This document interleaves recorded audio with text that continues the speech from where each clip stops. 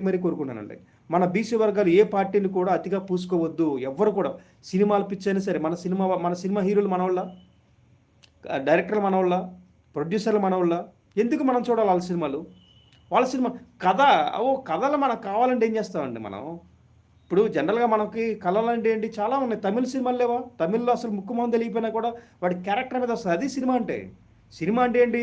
హీరోని బట్టి కాదు, స్టోరీని బట్టి సినిమా చూడాల.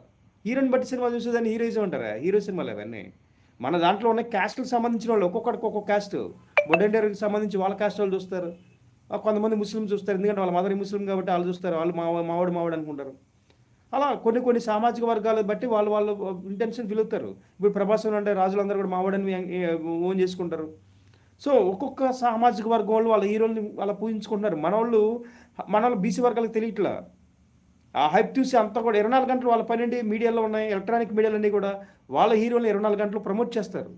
మన హీరోలను ప్రమోట్ చేయడానికి మన సోషల్ మీడియాలో రావాలండి. అందుకనే అంటున్నాను సోషల్ మీడియాలో ఎక్కువగా బలంగా ఉండడం ఉంటే మనకొచ్చే మన హీరోలు ఎక్కువ మంది వస్తారు. ఎందుకంటే జనాకర్షణ అంతా కూడా హీరోల చుట్టూనే తిరుగుతుందండి.